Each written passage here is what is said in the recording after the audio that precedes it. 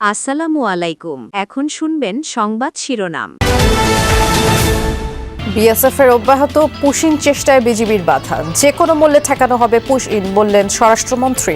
কূটনৈতিক চ্যানেলে চলছে অবৈধ পুশিংয়ের চেষ্টাকে আমরা বাধা দেব ইনশাআল্লাহ। এই বিষয়গুলো ডিপ্লোম্যাটিক চ্যানেলে আলোচনার মাধ্যমে সমাধান করা প্রাথমিকভাবে আমাদের প্রয়োজন। দেশে হাম উপসর্গে প্রাণ গেছে আরও 7 জনের। বিভিন্ন হাসপাতালে নতুন রোগী ভর্তি 1287 জন। সারা দেশে ইন্টার্ন চিকিৎসকদের কর্মবিরতিতে ভোগান। দোকানের জায়গার বিরোধ নিয়ে ব্রাহ্মণবাড়িয়ায় দুপক্ষের তুমুল মারামারি, চেটা বিদ্ধ সহ 20 জন আহত। পরিস্থিতি নিয়ন্ত্রণেই পুলিশের সময় লাগে 3 ঘন্টা। কিশোরগঞ্জে ট্যানারি মালিক সিন্ডিকেটের দৌরাত্ম্য, চামড়ার বাজারে চরম দরপতন। সরকারি দামের চেয়ে অর্ধেক মূল্যে বেচতে হচ্ছে কুরবানির পশুর চামড়া। 300-400 টাকা দাম আর আমার মধ্যে ঘরে মাল কিনতেছি, কোম্পানি একটাও নাই বর্তমানে। মাছ আর পরে 15% মনে করেন মিনিমাম 10 লাখ টাকা লস হবে। আসসালামু আলাইকুম। এতক্ষণ শুনছিলেন সংবাদ শিরোনাম, এখন শুনবেন বিস্তারিত। বিজিবির কঠোর অবস্থানের কারণে দেশের বিভিন্ন সীমান্ত দিয়ে বিএসএফের অব্যাহত পুশিং চেষ্টা ব্যর্থ হয়েছে।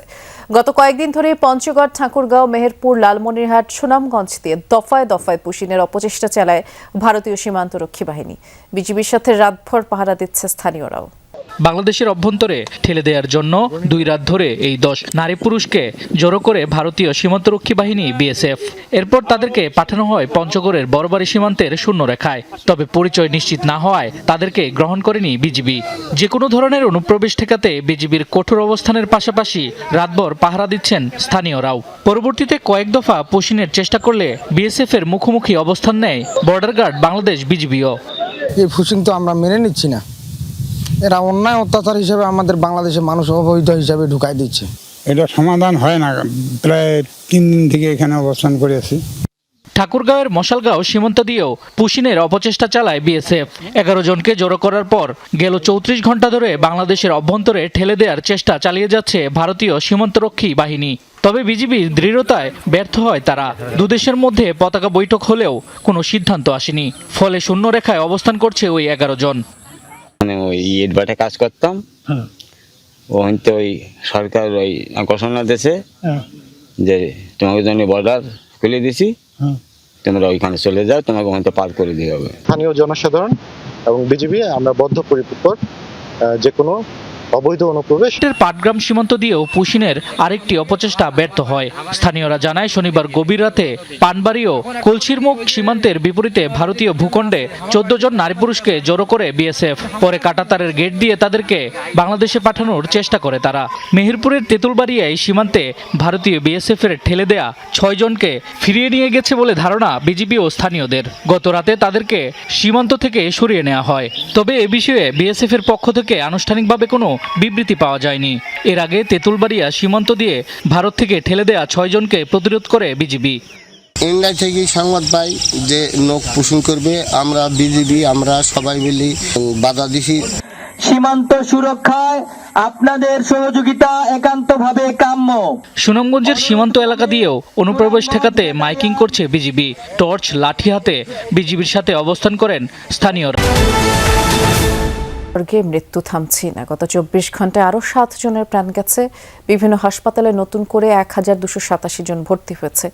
এ পর্যন্ত হামের প্রাদুর্ভাব শুরু হওয়ার পর 620 জনের প্রাণ গেছে। হাম আক্রান্ত রোগীদের ভিড় রয়েছে ময়মনসিংহ, বরিশাল, চট্টগ্রাম, রংপুর, খুলনার বিভিন্ন হাসপাতালে। কোথাও কোথাও আইসোলেশন ওয়ার্ডে শয্যা সংকটে ভোগান্তি পোহাতে হচ্ছে রোগী ও স্বজনদের। সন্তানের জীবন বাঁচাতে এক হাসপাতাল থেকে আরেক হাসপাতালে ছুটছেন অভিভাবকরা। উপসর্গ দেখা দিলেই আতঙ্কিত না হয়ে রোগীদের হাসপাতালে যাওয়ার পরামর্শ দিয়ে সারা দেশে অনির্দিষ্টকালের কর্মবিরতি পালন করছেন ইন্টার্ন চিকিৎসকরা। তবে রোগীদের কথা বিবেচনায় রেখে বহির্বিভাগ ও জরুরি বিভাগের কর্মবিরতির আওতায় মুক্তই রাখা হয়েছে। সকালে বাংলাদেশ সমন্বিত ইন্টার্ন চিকিৎসক ঐক্য পরিষদের ব্যানারে এই কর্মসূচির ঘোষণা দেওয়া হয়। রাজশাহী, চট্টগ্রাম, সিলেট সহ দেশের বিভিন্ন স্থানে ইন্টার্ন চিকিৎসক পরিষদের ব্যানারে অনির্দিষ্টকালের কর্মবিরতি চলছে। এর আগে টানা 2 দিন মানববন্ধন কর্মসূচি পালন করেন তারা। ইন্টার্ন চিকিৎসকরা জানান 6টি দাবির মধ্যে প্রথম দাবির বিষয়ে আশ্বস্ত করার চেষ্টা করা হলেও বাকি দাবিগুলো নিয়ে এখনও কোনো পদক্ষেপ নেওয়া হয়নি, যার ফলে তারা বাধ্য হয়ে কর্মবিরতি পালন করছেন। দাবি আদায় না হওয়া পর্যন্ত টানা ব্রাহ্মণবাড়িয়ায় দোকানের জায়গা নিয়ে বিরোধকে কেন্দ্র করে দুপক্ষের মধ্যে সংঘর্ষে অন্তত ২০ জন আহত হয়েছেন। সকালে সদর উপজেলার থলিয়ারা গ্রামে টানা কয়েক ঘন্টা ধরে এই সংঘর্ষ চলে। পুলিশ এবং স্থানীয়রা জানায়, সদর উপজেলার নাটাই উত্তর ইউনিয়নের থলিয়ারা গ্রামের ছোট গোষ্ঠীর জুবায়েরের সাথে বাদইর বাড়ির বড় গোষ্ঠীর জয়নাল মিয়ার একটি দোকানের জায়গা নিয়ে বিরোধ। দোকানটি ছোট গোষ্ঠীর শিরো মিয়া পরিচালনা করে আসছিল। পরে স্থানীয় গ্রাম্য সালিশে গত 4 দিন আগে দোকানটি উচ্ছেদের সিদ্ধান্ত হয়। এর জের ধরে দুপক্ষের লোকজন দেশীয় অস্ত্র নিয়ে সংঘর্ষে জড়ায়। সংঘর্ষে ট্যাঁটাবিদ্ধ সহ অন্তত 20 জন লোক আহত হয়। পরে পুলিশ গিয়ে প্রায় 3 ঘন্টার চেষ্টায় পরিস্থিতি নিয়ন্ত্রণে আনে। ময়মনসিংহে কংস নদের উপর নির্মিত স্টিল ব্রিজ ধসে একটি বালুবাহী ট্রাক খাদে পড়ে গেছে, অন্তত 2 জন আহত হয়েছে। শনিবার রাতে ধোবাউড়া উপজেলার এই ঘটনা। খবর পেয়ে ঘটনাস্থলে পৌঁছে আহত ট্রাক চালক ও হেলপারকে উদ্ধার করে হাসপাতালে পাঠায় পুলিশ। স্থানীয়রা জানায়, দীর্ঘদিন ধরে ঝুঁকিপূর্ণ ব্রিজটিতে ভারী যানবাহন চলাচল নিষেধ ছিল। নিষেধাজ্ঞা না মেনে অতিরিক্ত বালু বোঝাই ট্রাকটি ব্রিজ পার হওয়ার চেষ্টা করে। ব্রিজের এক অংশ ধসে ট্রাকটি খাদে পড়ে যায়। এতে ধোবাউড়ার সাথে তারাকান্দা উপজেলার সড়ক যোগাযোগ বন্ধ হলেও বিকল্প সড়ক দিয়ে যান চলাচল করছে। ক্ষতিগ্রস্ত ব্রিজ সংস্কারের দাবি জানিয়েছেন এলাকাবাসী। প্রায় 9 ঘন্টা পর খুলনার সাথে উত্তরবঙ্গের রেল যোগাযোগ স্বাভাবিক হয়েছে। সকালে ঝিনাইদহের কোটচাঁদপুরে মালবাহী ট্রেনের 3টি ট্যাঙ্কার লাইনচ্যুত হলে খুলনার সাথে রাজশাহী সহ উত্তরবঙ্গের ট্রেন চলাচল বন্ধ হয়ে যায়। জানা যায়, খুলনা থেকে মেকানিক পৌঁছালে লাইনচ্যুত হওয়া ট্রেন মেরামতের কাজ শুরু করে। বেলা 3টার পর মেরামত কাজ সম্পন্ন হয়। এরপরে রেল চলাচল স্বাভাবিক হয়। স্টেশন মাস্টার জানিয়েছেন, খুলনা থেকে ছেড়ে আসে পার্বতীপুরগামী তেলবাহী ট্রেনটি এবং সকাল 6টার দিকে চাঁদপুরের সফদারপুর রেল স্টেশন এলাকায় পৌঁছালে পেছনের 3টি ট্যাঙ্কারে 9টি চাকা লাইনচ্যুত হয়। এতে করে উত্তরবঙ্গের সাথে খুলনার ট্রেন চলাচল বন্ধ। সরকার নির্ধারিত মূল্যের অর্ধেকেরও কম দামে কুরবানির পশুর চামড়া বিক্রি হচ্ছে। ট্যানারি মালিকদের সিন্ডিকেটের কাছে যেন এখন সবাই জিম্মি। এতে করে কিশোরগঞ্জের চামড়ার বাজারে চরম দরপতন দেখা দিয়েছে। পুঁজি আর প্রক্রিয়াজাতকরণের খরচ তুলতে না পেরে দিশেহারা মৌসুমী ব্যবসায়ীরা। কিশোরগঞ্জ শহরের মোরগমহল এলাকা। কোরবানি ঈদের পর থেকেই এই স্থানে বসে দেশের উত্তর পূর্বাঞ্চলের প্রসিদ্ধ চামড়ার বাজারে চামড়ার সরবরাহ স্বাভাবিক থাকলেও হাসি নেই মৌসুমী ব্যবসায়ীদের মুখে।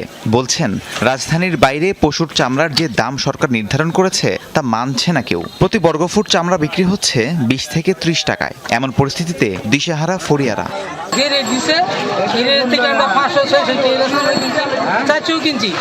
বাজারে এনে দিই 300-400 টাকা দাম। আমরা মতো ঘরে মাল কিনতেছি, কোম্পানি একটাও নাই বর্তমানে।